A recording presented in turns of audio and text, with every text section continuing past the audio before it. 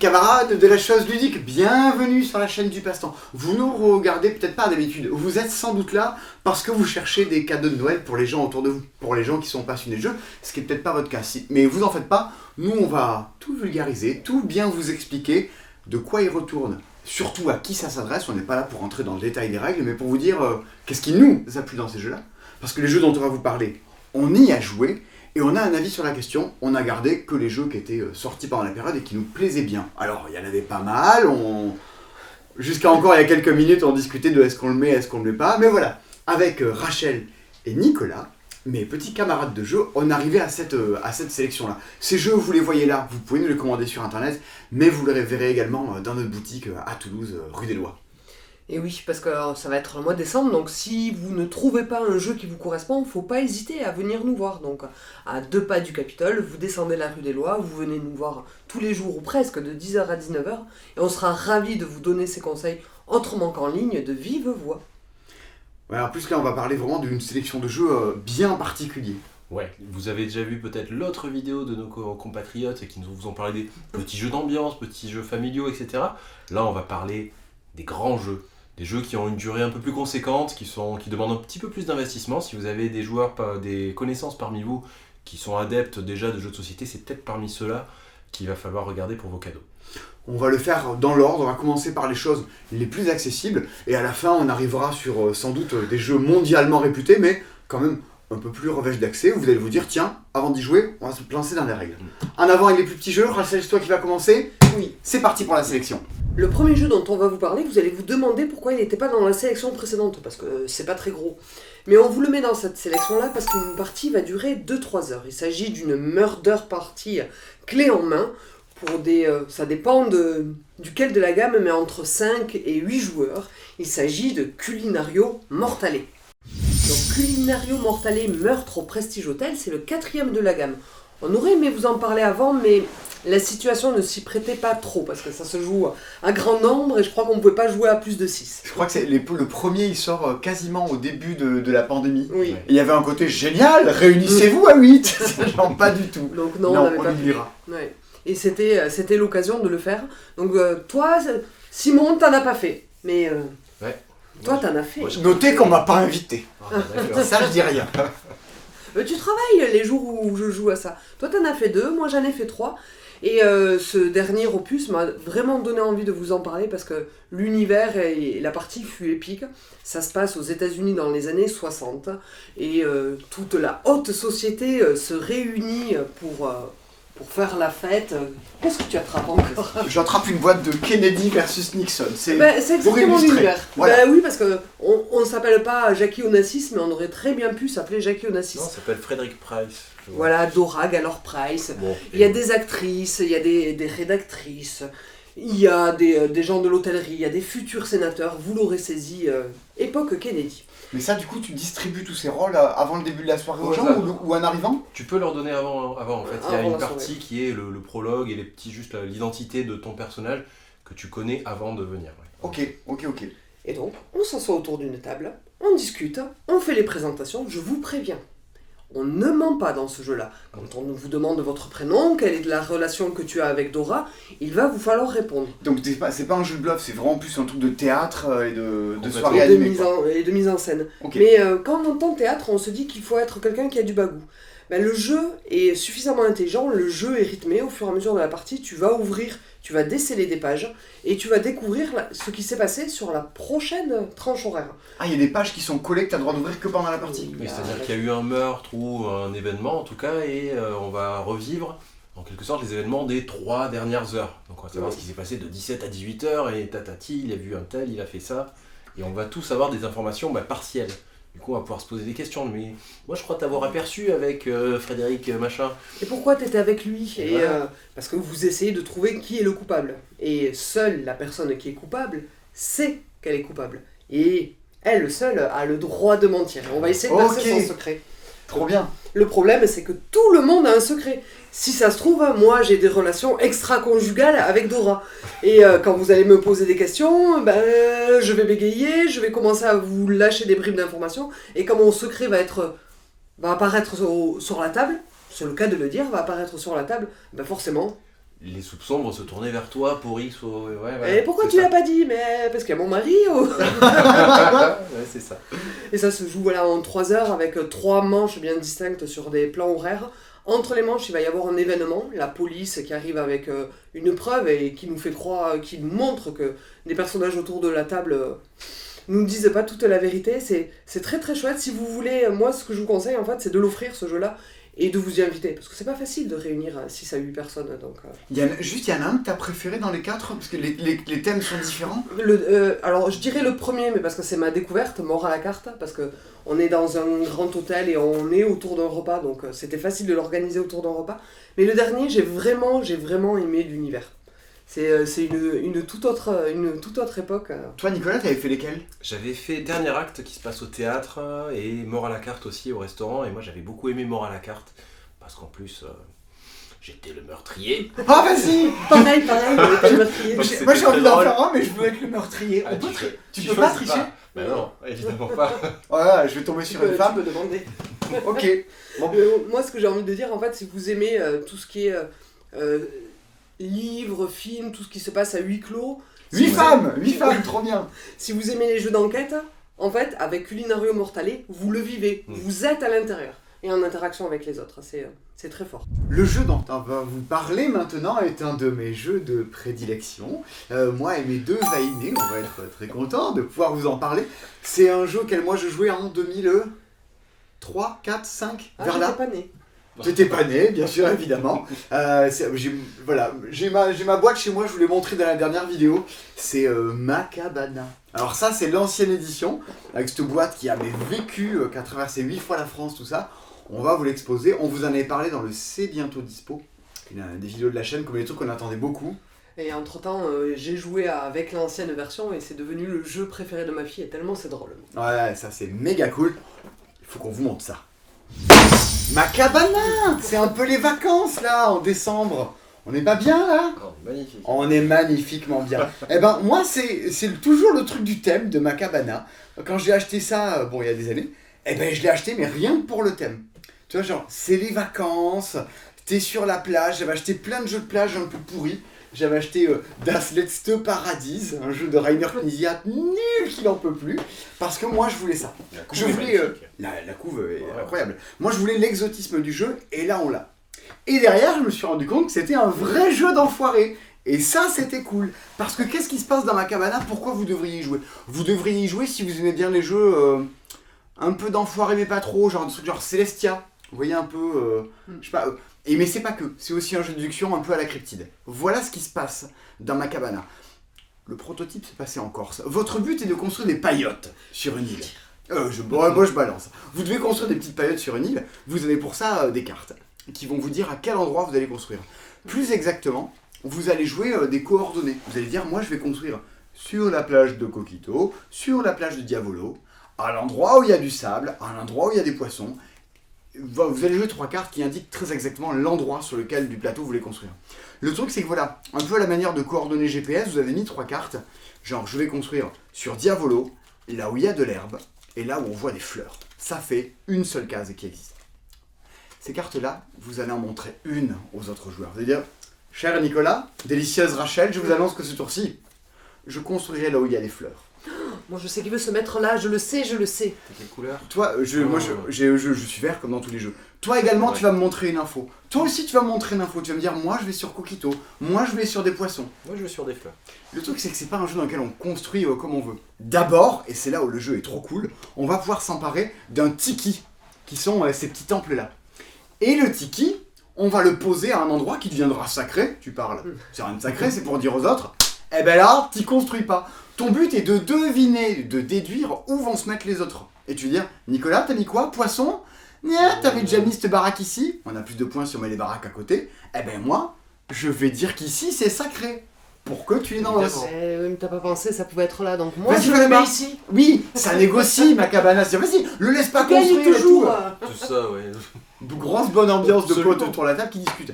Il y a des moments magiques. Votre but c'est de construire des paillotes, de les regrouper. Mais il y a notamment des cartes de peinture, qui dans le prototype étaient des bombes, qui permettent d'aller piquer les paillotes des autres. Donc vous dites, ce tour-ci, je repeins. Et vous sortez votre carte de peinture. Et vous dites, je vais reprendre une paillote qui est sur Coquito. Et là, tout le monde se met à flipper.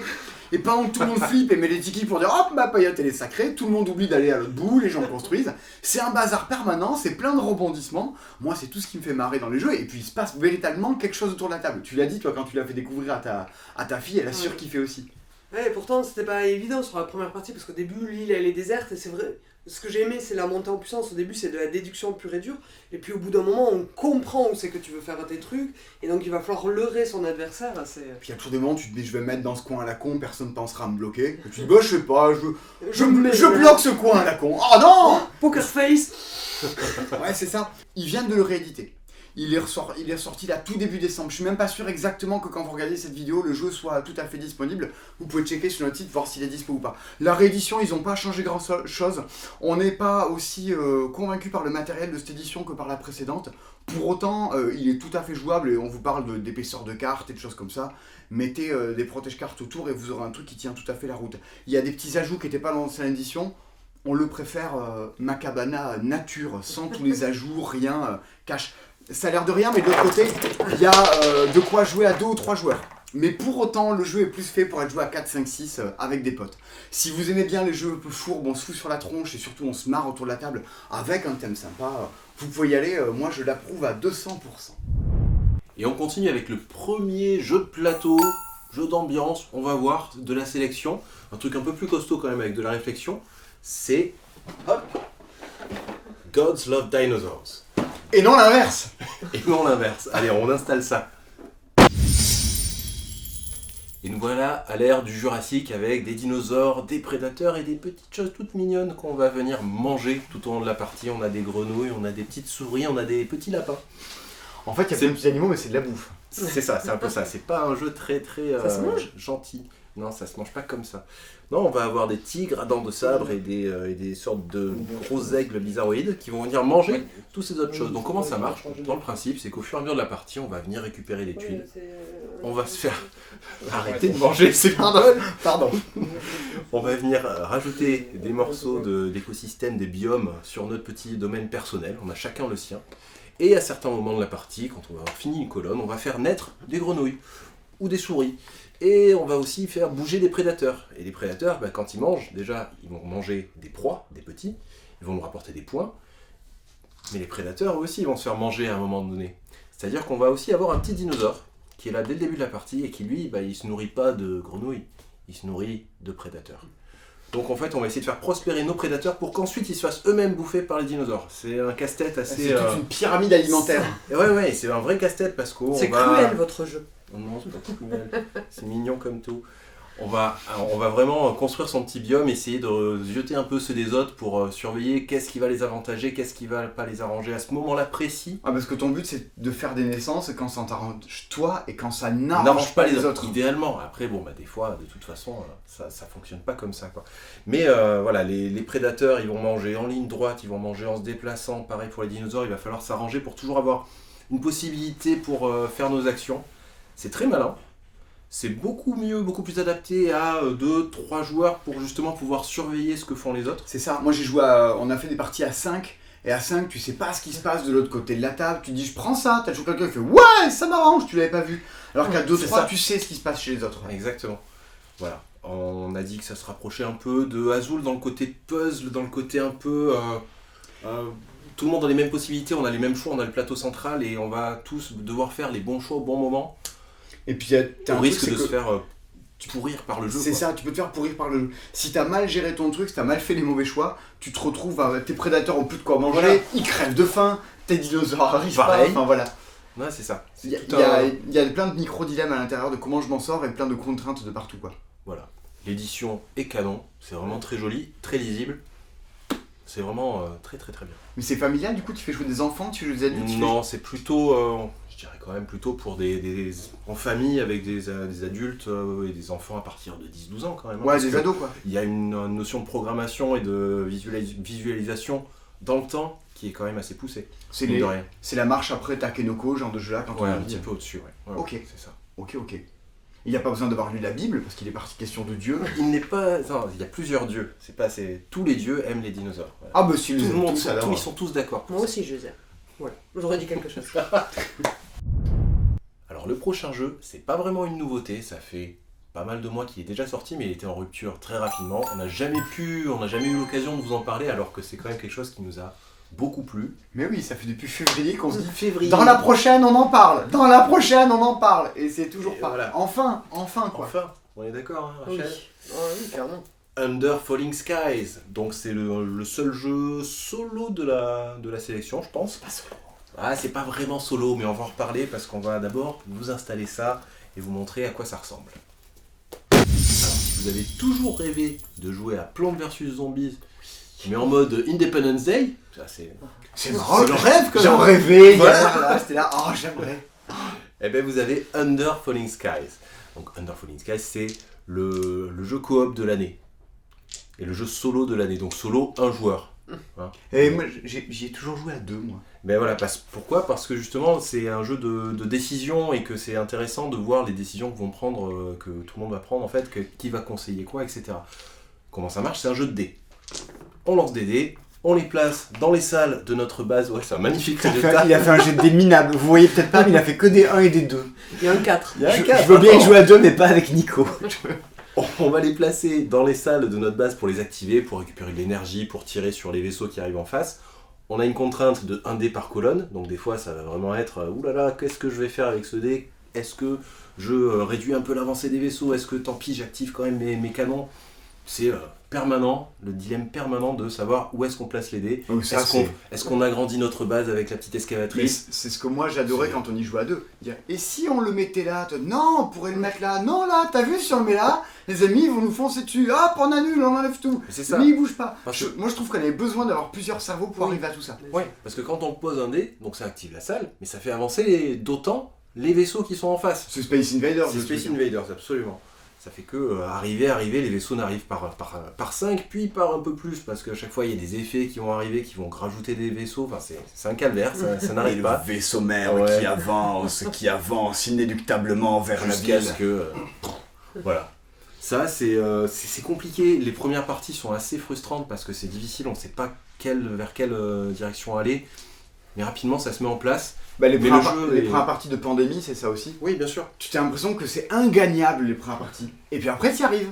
Ah, ouais, bah, moi, j'y arrive maintenant. Et là où le jeu est assez malin, c'est qu'il va rajouter justement des petites subtilités au jeu au fur et à mesure. Il y a des bases en plus, recto verso, il y a des villes, il y a des morceaux de ciel qui vont changer un peu chaque partie, qui vont rajouter de la difficulté et des possibilités. Et puis, il y a surtout Et oui, surtout. ça. Alors, on n'a pas ouvert. On l'a pas ouvert parce que c'est écrit au dos de la règle. Stop! Attendez! Ne l'ouvrez pas! Stop! Il y a un warning quand vous ouvrez la boîte. Parce que ouais, on a envie. C'est un mode campagne, clairement. C'est un enchaînement d'une douzaine de parties, avec un scénario, avec une petite BD qui va vous raconter une petite histoire sur des aliens qui arrivent sur Terre. Et à chaque fois, il y a, en fait, vous allez avoir le choix parmi 4 missions, vous allez en faire 2. Vous allez avoir du coup des bases particulières, des villes particulières avec des effets, des choses qui vont se passer, qui vont vous demander de réfléchir différemment. Des fois, il va falloir juste repousser les invasions. Des fois, il va falloir construire des choses. Il y a vraiment de la diversité dans tout ça. C'est rejouable, hein. Vous pouvez rejouer plein de fois la campagne. Il n'y a aucune destruction, il y a tout ça. Ça rajoute vraiment plein de choses. Ouais, tu l'as dit, c'est le meilleur jeu solo, je pense, qui existe actuellement sur le marché. C'est le plus riche, complet, le plus riche, Plus le plus riche. exclusif. Et surtout, moi, les jeux solo, ça m'intéresse pas. J'ai pas l'appétit de jouer en solo. Et par contre, ça, c'est un truc, j'ai un grand plaisir à jouer à 2. Et voilà, c'est le genre de trucs qui peuvent vous faire dire, ok, ça peut être cool en fait d'y jouer même quand les gens sont, quand les gens sont pas là. Ça défend le genre, je trouve ça remarquable pour le coup. Nous, on l'a joué en coopération et ce qu'on a aimé, c'est que malgré ces lancers de dés qui peuvent être malchanceux, c'est un jeu sans hasard parce que la puissance de la salle dépend de la puissance du dé évidemment, mais c'est vous qui déterminez du coup l'avancée de vos ennemis. Et du coup, si les ennemis avancent, vous pouvez pas dire c'est la faute du jeu. C'est votre faute à vous, c'est vous qui avez mis ce dé là dans sa colonne. Ces décisions sont vôtres, faites au mieux, quoi. Ah, c'est trop bien. C'est un vrai puzzle game coopératif. C'est très très bien, essayez-le. Les sales gosses sont partis jouer quand je leur ai dit que le prochain jeu il se passait dans une cabane. Je sais pas ce qu'ils ont préparé, mais à mon avis, on va s'amuser. Donc, en effet, le prochain jeu, et c'est un de mes coups de cœur, c'est Fort. Allez, c'est parti. Je vais vous expliquer ce qui ressort de ce jeu. pendant que les deux zigotos derrière moi, j'ai l'impression qu'ils vont faire des batailles de peluches. Je suis Bruno Katana. Non, c'est moi Bruno Katana. Non, toi t'es Antoine Banzai. Ok, alors, le principe de ce jeu, c'est un deck building un peu original. C'est-à-dire que, comme dans tout bon deck building, on va piocher des cartes au début de son tour, on va en jouer un certain nombre pour faire une action par tour, et tout le reste, et c'est ça qui est malin, c'est que ça va venir devant nous, c'est des petits potes avec lesquels on n'a pas joué à ce tour-ci, et qui vont être disponibles pour être recrutés par nos adversaires. Ouh. Déjà, rien que ça, c'est terrible parce que ça met une tension dans le deck building, ça met un côté je veux pas sacrifier des cartes, mais de toute façon je vais être obligé parce que je peux pas jouer avec tous mes petits potes. Et les autres, ils vont venir se servir allègrement dans les cartes qui sont intéressantes. Ça suffit, Rachel. Qu'est-ce qu'il y a d'autre d'intéressant? C'est le thème et l'univers qui est créé à partir de tout ça. C'est vraiment hyper mignon. On est sur des Miss Casse-Cou, sur Punky, la meilleure pote du monde, c'est Punky. On va avoir des petits amis. Oh, ça fait ça Queen, ça c'est marrant. On va récolter... Il y a Punky Brewster à 17h30 sur TF1. Ok. On va récolter des pizzas, des jouets et venir améliorer notre fort. Parce que le but du jeu, quand même, ça va être de construire le fort plus vite que les autres. Donc on va accumuler des ressources, on va les stocker dans notre sac à dos, on va aller les piquer aux adversaires et on va pouvoir améliorer notre fort. Arriver à 25 points ou arriver au plus haut niveau du fort, on gagne la partie. Simple. Chaque partie va être vraiment différente. Pourquoi? Parce qu'il y a des avantages, il y a des bottes secrètes que vous allez pouvoir récolter pendant la partie. Ça change un peu les actions qui sont possibles, ça change un peu la façon de marquer des points. Le deck aussi, je trouve qu'au contraire de ce qu'on a pu entendre, c'est que les actions sont pas si différentes que ça, en effet, mais à chaque partie, on va marquer des points de façon différente parce qu'on va pas pouvoir vraiment contrôler le contenu de notre deck. Et rien que ça c'est vraiment cool. Il y a des parties où on va détruire des cartes, on va se retrouver avec des decks à 4-5 cartes, et maximum, il y a des parties où on va faire des points sur le contenu de notre sac à dos, ou sur plein de choses. C'est vraiment intéressant pour ça. T'es plus Bruno Katana maintenant. C'est moi. Voilà, fort, c'est quelque chose qui m'a beaucoup plu pour l'ambiance qu'il y a autour de la table, et c'est pour ça, un peu, que c'est mon jeu du mois.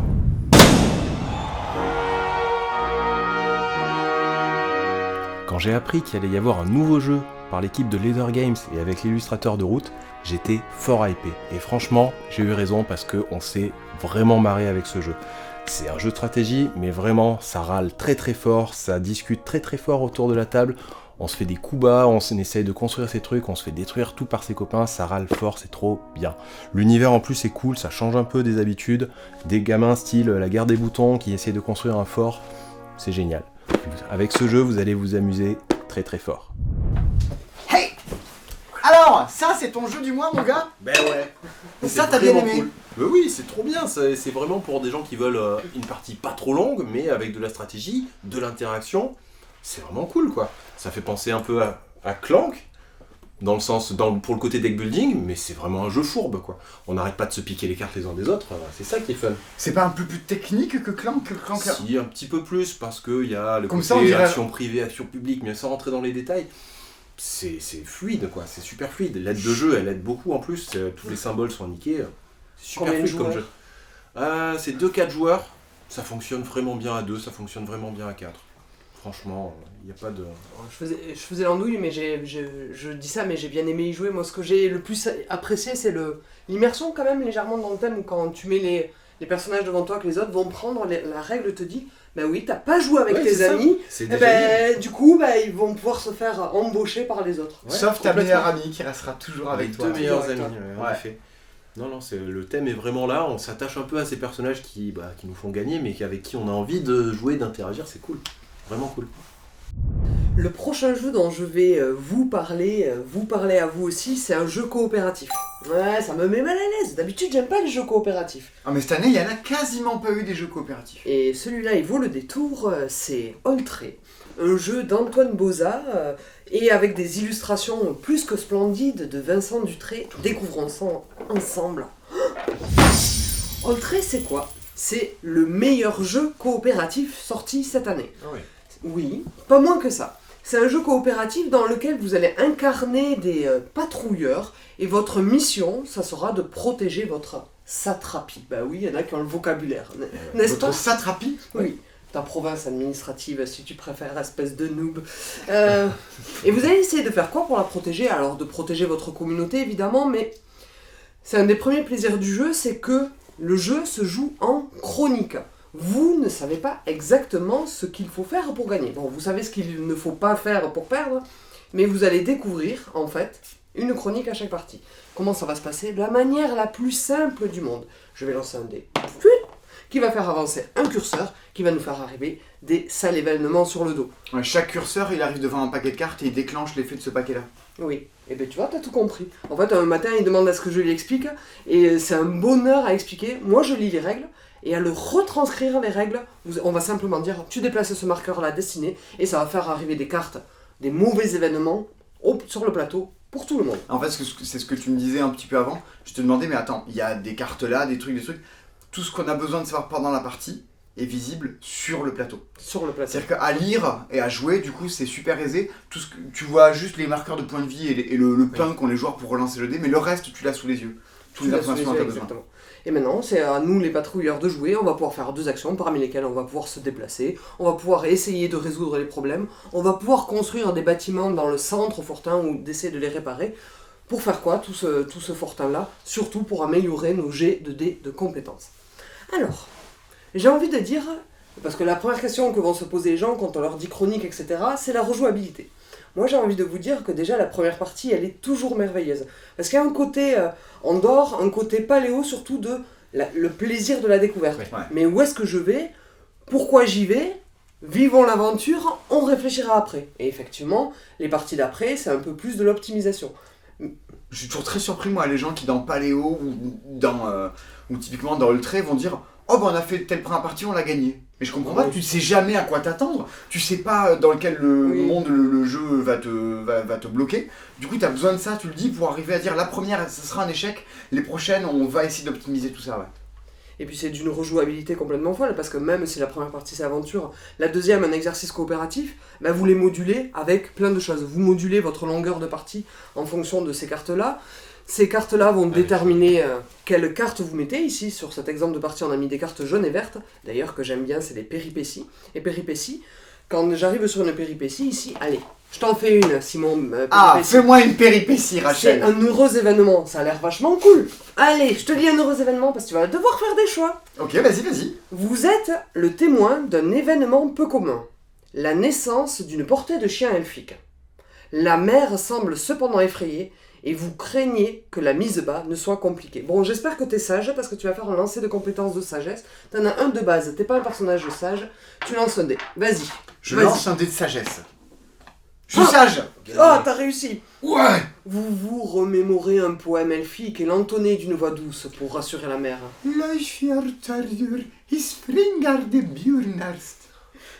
La naissance se déroule à merveille. Défaussez la prochaine carte péripétie de la région. Oh, trop Ok, les chiens me sauvent. D'accord. Voilà. Et donc, Il y a des vrais choix à un moment donné? Je veux dire, oui, des fois il y a des vrais choix. des embranchements, parce que là, ça c'est un peu tombé à l'eau ton truc. Oui, là c'est un peu tombé à l'eau. La naissance d'un chien. Les embranchements sur une péripétie, il peut t'arriver de dire est-ce que tu vas là, est-ce que tu vas là? Non, pas de ce point-là, mais tu rencontres quelqu'un. Oui. Est-ce que tu décides de taper la discussion ou tu décides de lui dire oh, va-t'en maintenant? Non, puis Maintenant. l'édition est juste dingue. Tu tiens ça depuis le Mais j'ai début. fait exprès de le garder, Ouais, de garder je ça sur mes genoux. Ça, c'est quand vous ouvrez la boîte, il y a des petits clapets. Et on vous dit, ben là, vous rangez les éléments de jeu. Là, vous rangez les cartes de chronique. Là, vous rangez ceci, là, vous rangez cela. Et hop, vous l'installez tout bien comme il faut. C'est pas tout que mécaniquement ça tient la route. En termes d'édition, ben, vous le voyez, ça tabasse. Studio H, ça fait le taf là-dessus. Oui, non, mais clairement. Et puis les petits chevaux. Si Oui, je te rappelle, ouais. Pataclop, Les gros Pataclop. meeples, ils sont géniaux. Puis les illustrations, même en général. Il n'y a pas que Vincent Dutré.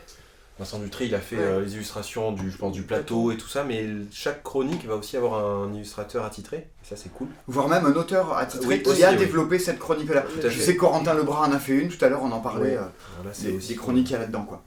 Donc ouais, on l'attendait depuis longtemps, Oui. on en parlait dans le C'est bientôt dispo, on était circonspect de Oui. se dire est-ce que ça va tenir la route ou pas, est-ce que les histoires vont marcher, et on attendait vraiment d'y avoir joué pour se prononcer. Voilà. Et vraiment, je le répète encore une fois, j'avais peur moi que ça soit une usine à gaz. Je n'aime pas les jeux coopératifs et on s'est complètement laissé transporter par ces 2 jeux 1-1 finalement. la découverte, l'aventure, et puis allez, finalement, on y va, on joue ensemble, et on va casser la tête à ce dragon. Le prochain jeu dont on va parler, c'est un jeu en campagne, un jeu dit Legacy, un jeu dans lequel les parties vont se succéder, un petit peu comme une série, et les décisions que vous allez prendre auront des répercussions à long terme. Il s'agit de, j'espère que je vais bien le prononcer, Iron Sand Legacy. Attention, c'est parti. Mais ça fait pas whoosh? Oui, ça s'explose Qu'est-ce pas là. qui se passe? Eh non, vous savez pourquoi? Non. Parce qu'il y a des secrets à l'intérieur et on veut pas vous le montrer. Mais on va quand même vous parler du jeu, et puis j'ai fait quelques photos sur ma version à moi. Ils feront des inserts ici. Hop, Baptiste par ici, et un par ici, Baptiste. C'est Moi, parfait. je peux vous montrer les boîtes que j'ai chez moi. C'est les 2 premiers jeux de base, mais qui eux sont pas Legacy, que vous connaissez sans doute. Eh ben tiens, tu sais quoi, on va les garder. Ok. Et on va commencer par dire que Iron Sand, c'est le meilleur jeu de deck building selon moi. Deck building, Coopératif. qu'est-ce donc? Oui, coopératif, mais meilleur jeu de deck building quand même. Ah ouais. Oui, Mais au-delà de ça. Dominion, Voilà. tout ça, toi. oui, moi je le mets carrément au-dessus de Dominion, etc. Pourquoi? Parce que, alors qu'est-ce que c'est le deck building de manière très rapide? C'est un jeu dans lequel on a des cartes, on va se servir de ces cartes pour attaquer un grand méchant, une némésis. On achète nos cartes dans un marché de cartes, mais jamais, au grand jamais, vous ne mélangerez votre défausse quand elle reviendra à votre pioche. Et du coup, ça apporte un côté tactique non négligeable. Pourquoi vous pouvez vous diriger vers Iron Sand Legacy? Premièrement, parce que j'ai trouvé, moi c'est le truc qui m'a fait passer à l'acte d'achat. Oui, je suis passé à l'acte d'achat. Oui, il faut le dire. C'est tellement bien dit. Iron Sand, ça vaut 50 €. Je savais qu'en finissant la campagne, j'aurais un jeu complet qui correspond à peu près aux 2 boîtes, à part en termes de méchants, et ça vaut seulement 80 €. Moi, je tiens à le dire. Ah, tu veux dire, le Legacy vaut 80 €, il vaut 30 € de plus qu'un jeu initial Un jeu d'Iron initial. Sand. Et vous avez envie de vivre la campagne. Alors certains diront, à juste titre, que la première partie d'Iron Sand Legacy, elle est simple. C'est même plus simple que le jeu de base. Et pourtant, il y a un côté magique dans la construction du méchant et des effets qu'il va vous infliger, où c'est scripté. Les cartes, elles ne sont pas mélangées, et c'est là pour vous faire vivre une aventure épique. À la fin de la première partie, vous faites « Ah !» La ville que vous êtes censé protéger, elle termine à 1 point de vie. Voilà, c'est ce qui nous est arrivé, mais on moi, a c'est gagné. ce que j'ai toujours surkiffé dans Iron Sand, on en parle dans les autres vidéos de la chaîne, c'est qu'il y a quasiment un côté film dans Oui. Iron Sand. Je trouve que c'est un des rares jeux où autour de la table, t'as la goutte de sueur, t'as genre oui, ah, non. Et si tu me dis que les cartes, ils les ont scriptées pour les mettre dans un ordre en particulier, je sens le scénariste de cinéma qui a construit le truc pour t'infliger Ouais. des trucs dans la figure. Ouais, le jeu sait vraiment ce que tu vas faire, les actions que tu vas faire, et c'est du coup te répondre, en fait, Oui. j'imagine. Ouais, c'est complètement. C'est exactement ça. Ouais. Et si vous avez déjà entendu parler du système Legacy, en fait, ce qui est le plus extraordinaire dans ce jeu-là, c'est l'interpartie. Vous savez qu'à chaque fin de partie, vous allez devoir enlever 2 types de cartes du marché pour le remplacer par 2 autres. Mais on vous donne un large choix, et vous êtes là, oh, ça c'est bien, ça a l'air bien. Qu'est-ce qu'on enlève? Qu'est-ce Tu qu'on penses qu'on enlève en aura plus jamais besoin de ça? Oh, peut-être s'il se passe ça. Pas le choix, tu dois en virer 2.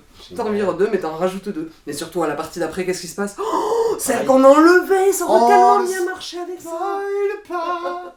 Ah mais non, j'en dis pas plus. Et je tiens à dire, d'habitude, alors le Legacy, là, on ne détruit rien, à la fin, vous aurez un jeu, et je pense même, vous pouvez m'envoyer des petits messages, je vous répondrai, je pense qu'il y a moyen de faire la campagne sans détruire le jeu, pour avoir le plaisir de la redécouvrir, en étant un tout petit peu bricoleur de pas grand-chose. C'est un bijou, alors j'en suis qu'à la 4e partie sur 7, l'entrepartie, la mise en place de la 5e est prête.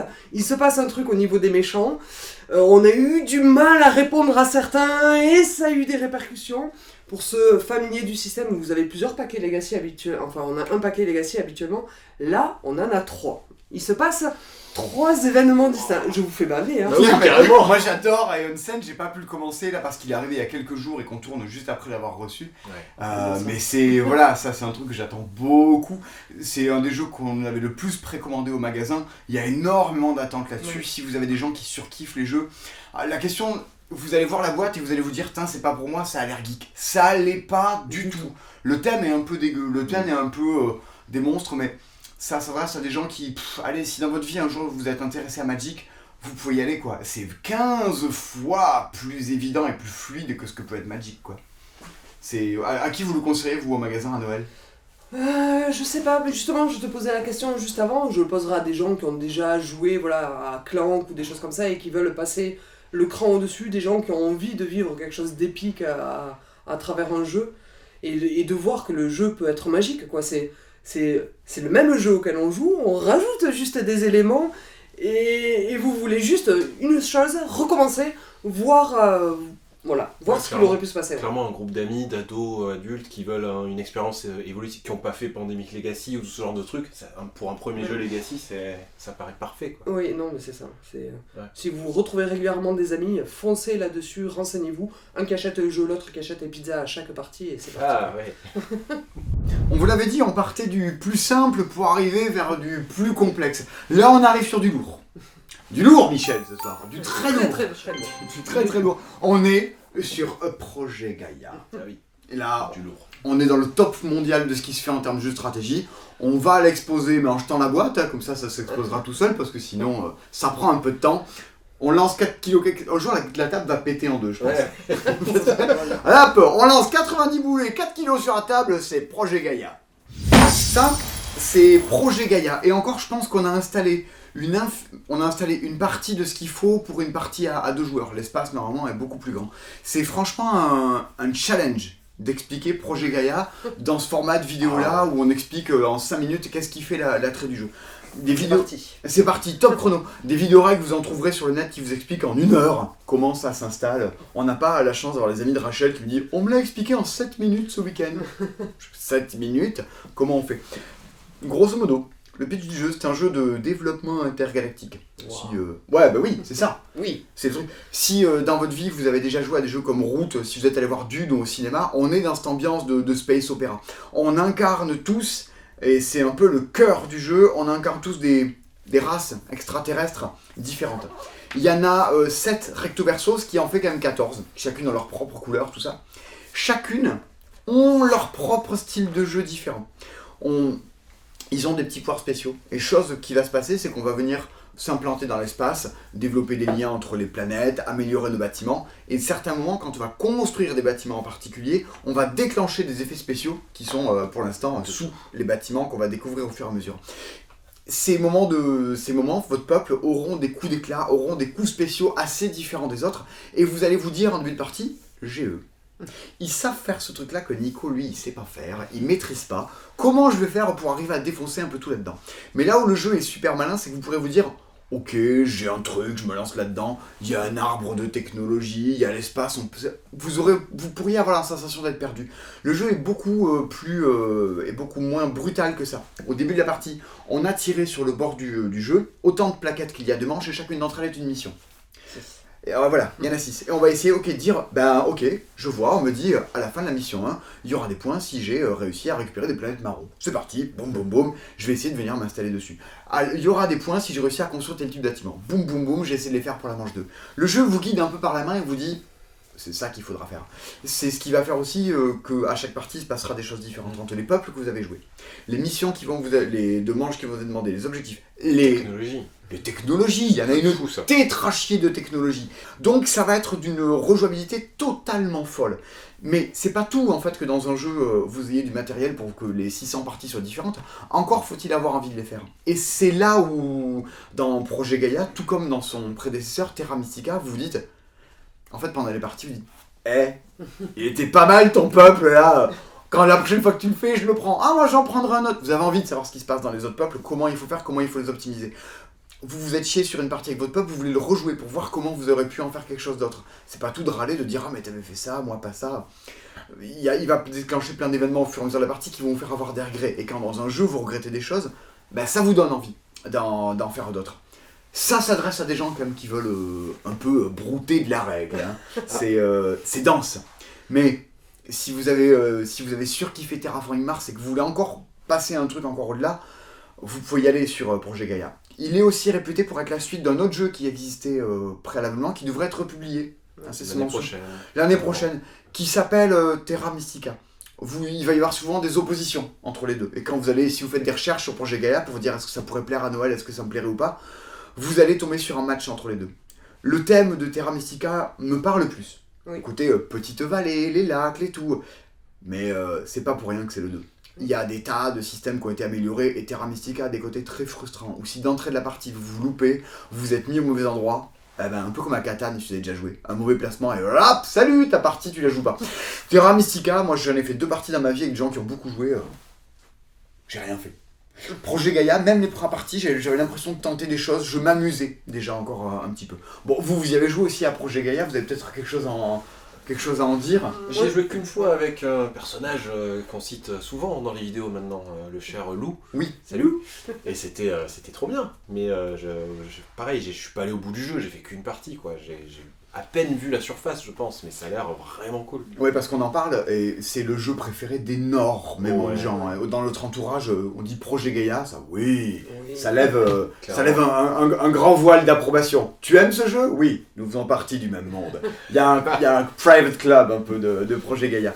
Et toi, tu l'as redécouvert récemment? Oui, voilà, j'ai redécouvert récemment et ce que j'ai apprécié en fait, c'est que effectivement tu as raison, on est tenu par la main, j'ai pas du tout profité de la symétrie de mon peuple, il ne m'empêche que j'ai gagné parce que j'ai surveillé ce que le jeu me disait. Et j'ai gagné aussi parce que les joueurs m'ont laissé gagner. Quand on terraforme, on se rapproche des planètes, qu'on a la capacité de terraformer au fur et à mesure, et les joueurs me laissaient dire « Ah, maintenant je peux terraformer des planètes type Terre. » Oh, mais j'en ai une juste à côté de chez moi. Merci mes Bien adversaires. sûr, il faut surveiller ce que font les autres, il faut se dire telle technologie, c'est pas la peine que j'y aille, lui y aller. Il y a de l'interaction entre les. Il y a une interaction même de regarder ce qui se passe entre les autres. Ces 2-4 joueurs, ça marche dans tous les cas. Je sais pas. Moi j'ai joué à 2, à 3, j'ai pas joué à 4, mais je vois pas pourquoi ça marcherait pas à 4, ça fera encore plus de. Tu as joué à 4 toi? Oui. Ouais, ça marche dans tous les cas. Prévoyez une bonne soirée, prévoyez bien 2 heures, une partie de. Oui. Oui. Bien. Je sais pas, je suis pas le mec le plus rapide du monde pour jouer, donc je dis bon, bah voilà. Mais si vous avez un jeu à offrir qui envoie un peu du pâté, qui décolle un peu du sol à des gens qui s'intéressent à des jeux de stratégie, vous pouvez y aller, c'est une valeur, mais plus que sûre. Il reste un jeu. Un grand jeu, le plus grand jeu de la sélection. C'est pas qu'il soit plus complexe que celui d'avant, Ouais, non, pas du tout. c'est que c'est un chouïa plus long. Ah oui, Si, quand même. quand même. Si. Mais Mais on les voit pas passer, franchement. non, c'est un truc très très exceptionnel là. Moi j'ai envie de dire, est-ce qu'on en parle? T'en as déjà parlé 15 000 fois. Oui, je sais. Mesdames et messieurs, il est grand temps de parler de l'insondable. Là encore une fois, la table va dégonder.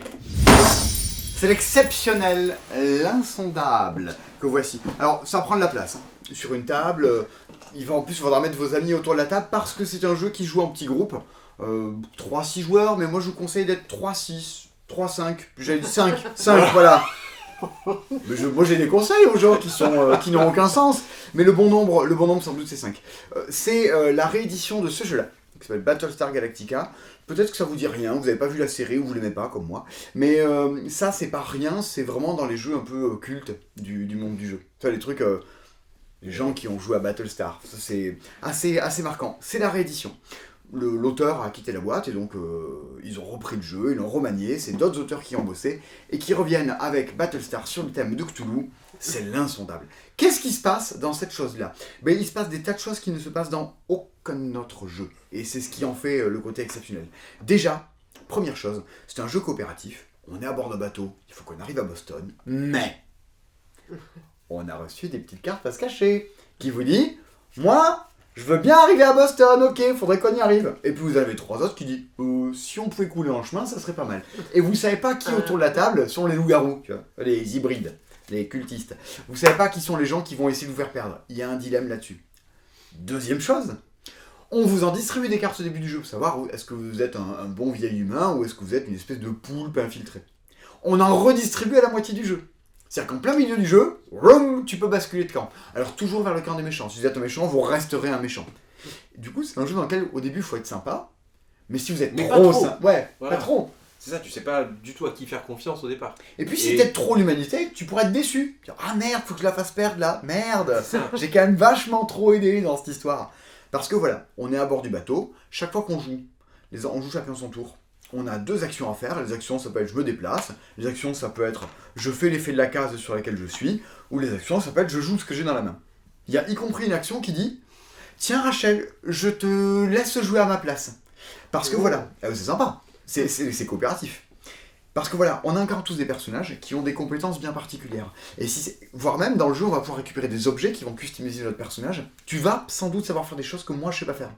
Et donc à mon tour, je vais dire, tiens, je te fais jouer Rachel, ce serait cool que tu ailles tabasser un monstre, que tu ailles soigner quelqu'un. Ils ont tous un peu des backgrounds, des vies un peu différentes, des pouvoirs spéciaux qui vont se déclencher.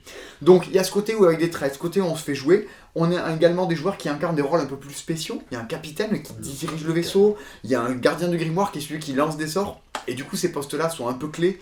On va pouvoir s'envoyer en toile pour se piquer les rôles les uns les autres, dire pop pop pop, le capitaine, je trouve qu'il commence à être un peu louche. Est-ce qu'on n'irait pas voter ?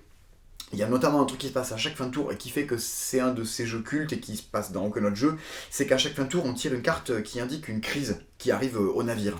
Dans celle-ci, il y a une infestation de rats. Dans celle-là, qu'est-ce qui arrive ? On capte un signal de détresse. Et à chaque fois, il y a aussi bien des cartes qui vont dire le capitaine choisit ce qui arrive au vaisseau, donc on a vachement envie d'être le capitaine, et de dire c'est moi qui choisis, pour votre bien ou pour votre mal, ça on sait pas trop. Et souvent il y a des votes entre les joueurs. Ça c'est malin. Ça c'est top. C'est des petits votes qu'on fait avec des cartes qui ont des couleurs. Selon les personnages, toi Rachel, t'es peut-être plus quelqu'un qui pioche des cartes violettes. Toi Nicolas, t'es peut-être plus quelqu'un qui pioche des cartes vertes ou bleues. Et on va nous demander de remplir une urne avec des cartes d'une couleur en particulier. Et s'il y a plein de fois la bonne couleur, ça sera réussi. Puis on vote et tout face cachée, le secret de l'isoloir. Puis à moi quand on dépouille, on se dit mais qui a mis du bleu là-dedans là, ça va pas du tout. Mais si t'en pioches, mais toi aussi t'en pioches, c'est qui l'a mis. Et on sait que la pioche a mis des cartes un peu random aussi dans l'urne. Voilà, donc on n'est jamais sûr de qui a mis quoi, voilà.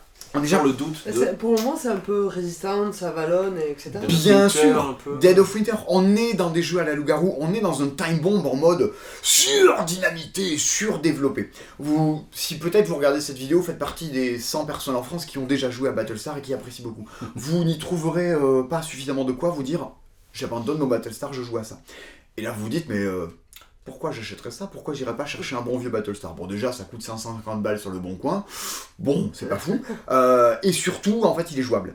C'est-à-dire que Battlestar, aussi bien j'adore, moi j'ai passé des nuits de ma vie à jouer à ça, mais le jeu fallait bidouiller les règles, il était pas terminé, il était pas ceci, et surtout il fallait des extensions, c'était pas aussi fou, c'est pas aussi fou. Là vous avez un truc qui est clé en main, qui est directement jouable, et vous allez pouvoir vivre ce qui se passe autour d'une soirée de Battlestar, des engueulades pendant des heures, à dire salaud, c'est toi qui as fait ça, mais non, c'est lui qui a voté, moi j'aimerais qu'une loi passe, faites-moi jouer, le fais pas jouer, c'est un salaud, fous-lui en tôle, putain c'est trop bien, c'est évidemment mon jeu du mois.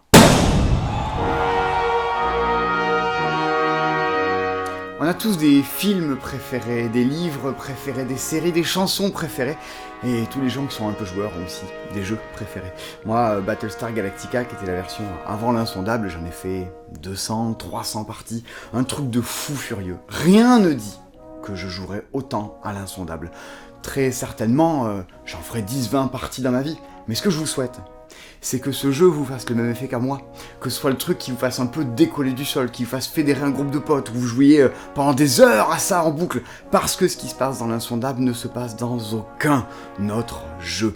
Et si mon boulot a du sens de vous conseiller des jeux, c'est parce que par transposition, par empathie, j'ai envie qu'il se passe des moments aussi magiques dans votre vie qui s'en est passé dans la mienne. Il se serait jamais passé autant de trucs si j'avais pas un jour joué à Battlestar. Et j'espère que dans votre vie, il se passera des choses différentes après et avant avoir joué à l'Insondable, ou surtout après.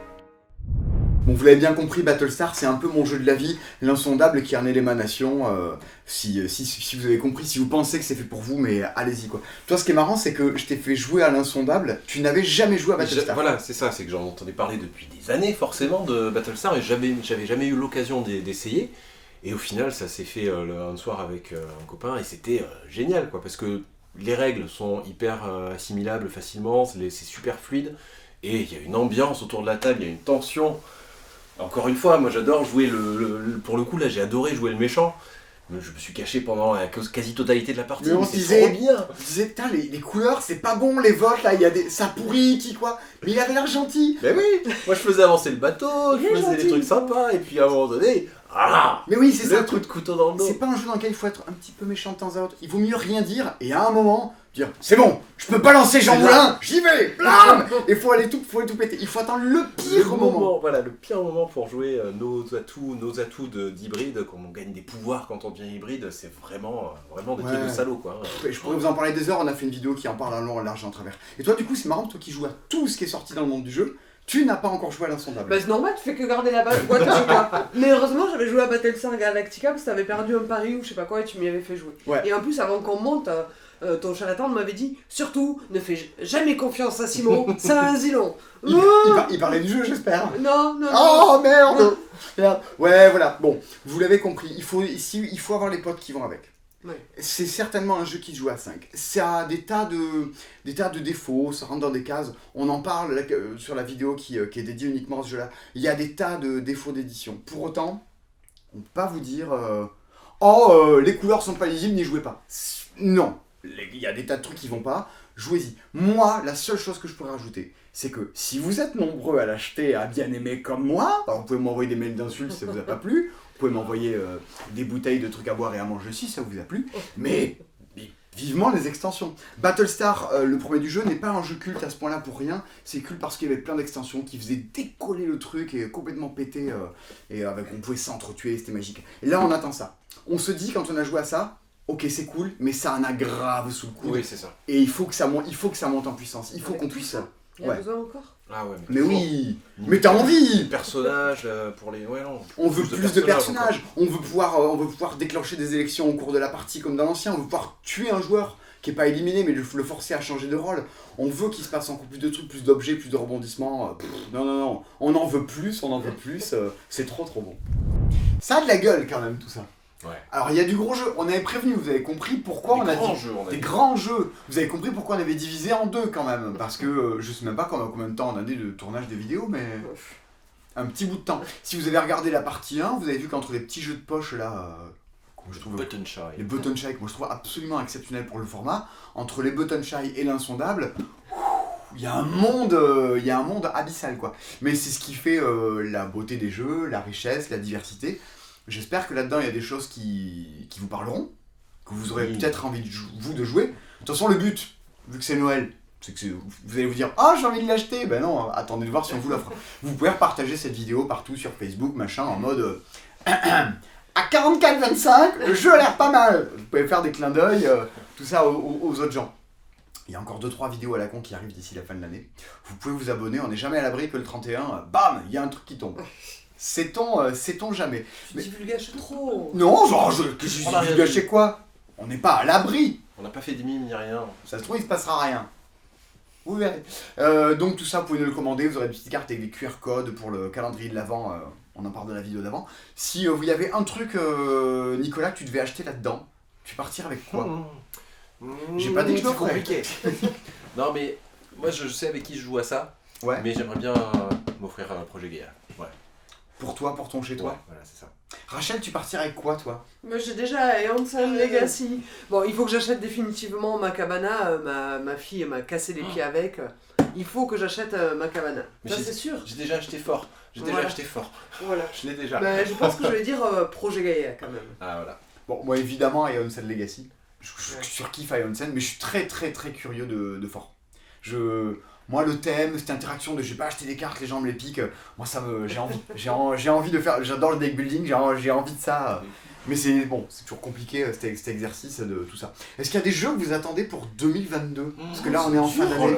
Ah, moi je vous ai pas prévenu, je vous pose des questions. Ah, c'est dur comme question. Alors là. L'extension de Détective Charlie, je sais ça n'a rien à voir, mais ça va manquer cette année. Ok. Ben voilà, le détective sur l'univers de Dune. Ah oui. Wow. Moi j'attends ça. C'est une connerie qui devrait sortir en début d'année. C'est Platypus, ça fait maintenant plus d'1 an et demi qu'on y joue. Et cette année, c'était pas l'hyper folie. Il y a eu Saut Clover, il y a eu Mot Malin dans les jeux d'ambiance. Vraiment, ça sera le gros truc de l'an prochain. Platypus chez Matago, ça nous fait hurler de rire. On en parle l'an prochain. Pour l'instant, voilà déjà la sélection. Si vous avez des jeux sur lesquels vous avez des questions, vous pouvez y répondre dans les commentaires. Sur la chaîne secondaire d'un essai dispo, on parle de toutes les sorties chaque semaine avec Rachel de manière plus ou moins débridée. C'est lui le débridé. Moi, je suis sage. Oui, elle maîtrise les règles et moi je maîtrise le what the fuck. On espère vous voir nombreux au magasin. Ouais. Comme ça on aura de l'argent pour vivre le reste de l'année. Hein, c'est comme ça. Oui, on vit de notre travail en des jeux. Hein, tu vois. Donc voilà, achetez-nous des jeux. Bisous, bonne fin d'année. Hein, abonnez-vous. Sait-on jamais. Attention, ça va faire du bruit. Attends. tant que ça finalement. Par rapport à d'autres jeux. Espèce de gros naze. On avait continue. dit qu'on faisait tout. Pourquoi il parle lui là-bas?